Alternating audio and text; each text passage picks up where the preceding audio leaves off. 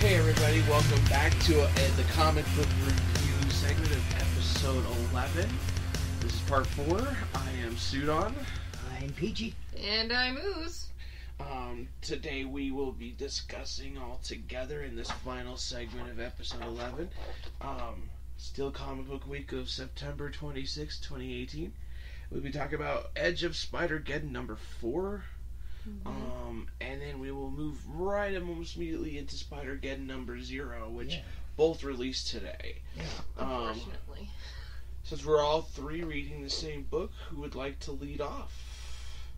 I was just going to give us the story, and the majority of the art in the book was by Aaron Cooter. And additional art was done by Will Robson. I do notice that there was like a lot of like, there's this guy on these pages, did the pencils this one, inking on this one. I like that's cool how they give credits like that. It's like cool to read those. So the pictures were done for Edge of Spider-Geddon were Aaron Cooter from pages 1 through 9, 11 through 13, and 18, and also the layouts for page 10, 14 through 17, and then Will Robson from 19 to 20. Oh. Okay. Yeah, I was noticing that there was a lot of different artists that were doing a lot of different things, and I'm like, that's kind of cool. Anyway, so this book. This is probably the least favorite. There was a lot of mystery, a lot of shrouded, like, you didn't really get a clear look at Osborn. I don't remember much if they did touch on his past or touch on this world or anything in the past. I mean, at the beginning it does say that it's the universe or the world that we know the least about for whatever reason. Okay, right. It's a futuristic world from what little we get. Yeah. It looks like there's like suit-centric, also kind of like not to the extent of like the Voltron-looking world, but they also wear like enhanced suits. Yeah, rather than having powers. Right. That give them the abilities that they use. Sure. Yeah. But from the looks of it, Osborn does actually. That's what I was confused on. He has 6 arms, 2 legs, spider. Right. He's the Spider-Man, apparently. He appeared in one of the little short videos where he got bit by the spider, and Peter Parker was trying to help him change, but he had some plan, and Peter got killed. I believe it was just a slight video within the Edge of Spider-Geddon, or with the Spider-Verse storyline that had occurred, because there was all the different spiders that they touched based on. I think this one was one of the really, really short ones. Okay. But I mean, we get thrown right into it. Is we got a narrator, which we don't really know who it is on it. Right. Right off, yeah. But does speak of the character on the screen, which we see on the page, which is Goblin.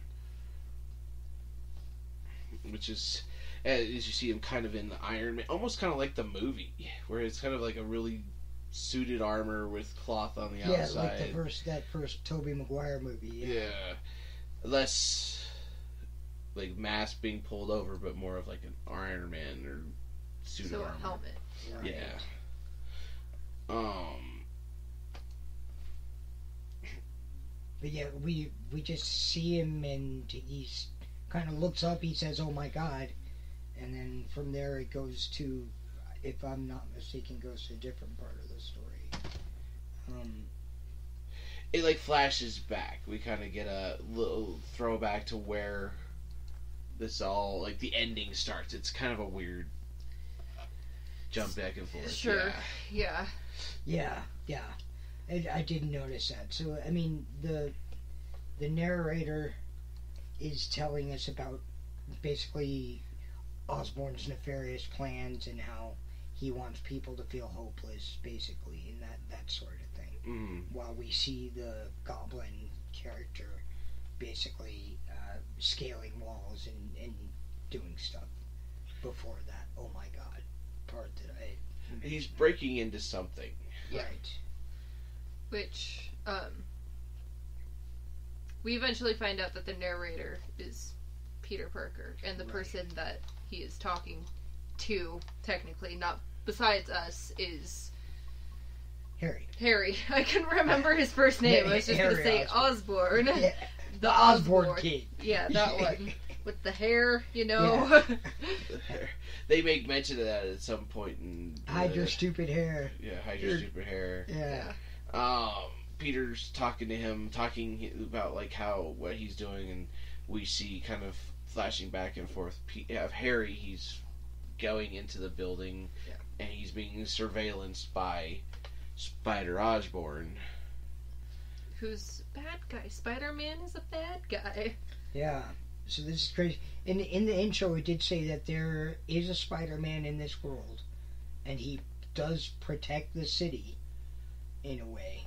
But that there's also rumors of a goblin, and this is where we get that intro to the character. Right, we're kind of seeing the origin of the goblin within this universe. I think, if I remember correctly, he actually like killed people and went all spider about it in the old Spider-Geddon. I think it was one of those like, oh, this is not a good one. Oh, I very vaguely remember that actually. Yeah. That goblin did? Or? No, that the Spider-Man. Spider Osborn, when he was like what the fuck? He kept his 6 arms and actually like killed people, and it was a weird. Which, as we all know, that's not what the spiders do. Right. We are Spider-Men. Well, you see the surveillance. Yeah, and kind of Peter telling Harry what not to do, and then Harry doing the exact opposite. He's saying that you should sneak in, pretend to be a janitor or something, and hide your stupid hair. Yeah. Not walk in through the front door. And being an Osborn. Right. Being Harry Osborn specifically. Yeah, and he does. Yeah. And he's taken into an elevator and pulls out a taser and then beats up all the guards that are supposed to be... Yeah, he has a couple tasers. He tases the guards next to him. Gets into a kind of fist fight with the third guard. I think he eventually knocks him out. Brass Knuckles got him. Yeah, Brass Knuckles, that's right. Yeah. And for being a kid that was sent to charter schools and whatever, he can take care of himself, apparently. Yeah. It was super impressive for sure to see him take out those guys. For me, it was reminiscent of Civil War, the Civil War movie when... no, it wasn't Civil War. It was Winter Soldier. 2, yeah. Yeah. Yeah, when Cap was in the elevator and all he knew all the guys were bad guys or whatever. He's like, are we going to do this? Yeah. Yeah. Yeah. That's what it felt like. I feel that. But with Harry Osborn. Yeah, which is weird. Yeah. And he's a good guy? Yeah. I just, like, imagine, what's his face? Played Harry in that Tobey Maguire. Dave Franco. James Franco. James Franco. James Franco, all Captain America about it in the elevator. But he didn't have the goofy hair. Yeah. Right. He didn't have the goofy hair. Series was terrible. He had a goofy face instead. Did have the goofy face. He did. But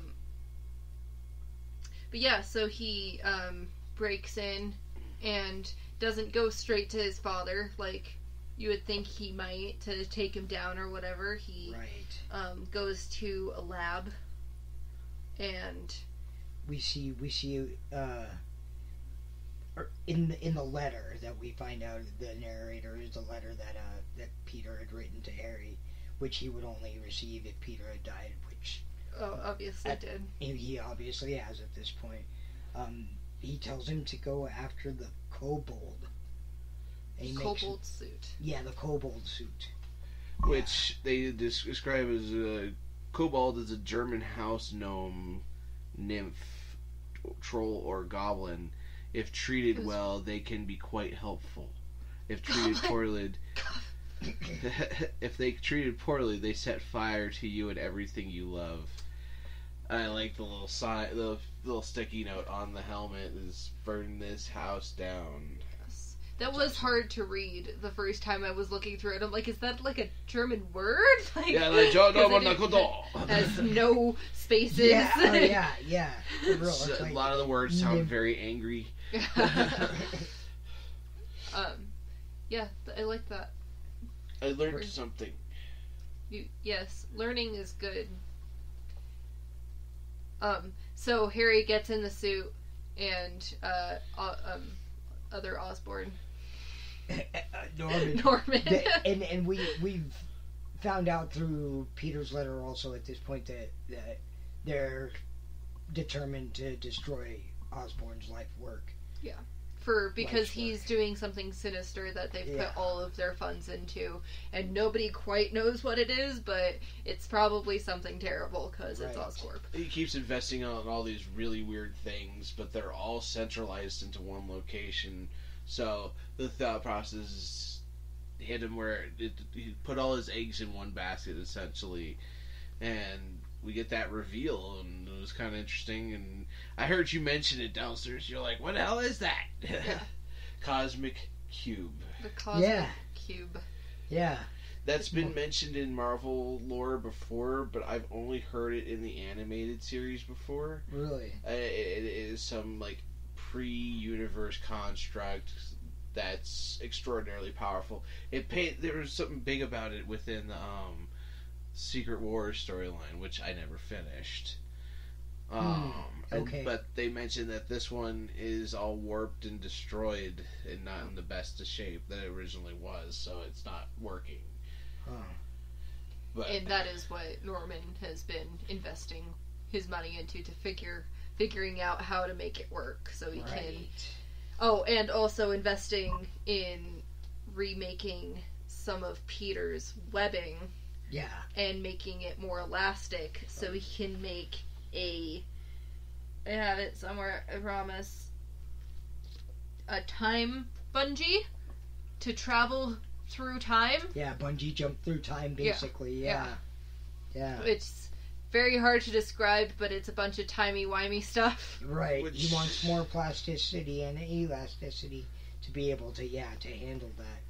Yeah, I like that Peter used that in his description. It's timey-wimey stuff. Yeah. I very much enjoy when comic books reference other things in pop culture, especially when it's Doctor Who. Me too. And we're a couple weeks away at this point from the new Doctor. I got catching up to do. Start watching. Well, actually I don't, is because it kind of plays into what we get into later, is the webbing of the universe, the web of time. Web of time. Yeah, we were trying to figure out what it was earlier. I'm like, I don't remember. It was a web. Time weave. Yeah, because that played big in Spider-Gwen. Did it? In the storyline, that she's a huge part. Yeah, she's a hero in all over the place or whatever. Secretly, though. Except for 616. So secretly, not even the she Watchers. was a hero in 616. If you remember Sudan's explanation, that she actually gathered all of the Spider-Gwens together to make a team of Spider-Gwens. She was the OG. She's the original Gwen Stacy. Original Gwen, huh? Yeah. OG. And that's super original cool. Gwen. And somehow hooked up with Miles Morales. Gross. But yeah, I thought that this was a lot of fun, and that they kind of referenced that, but didn't quite get it for some Star Trek speak.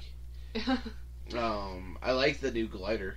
Yeah, I also wrote that I like the simplicity of it. I didn't see it. He took out two things and threw them, and then they attached his feet, that's and then they spread out. Yeah, that's what that was. That was a light super glider, almost like it was made out of light. That was pretty cool. Super cool. Yeah, because Osborn finally he sees the cube, and Osborn Which one?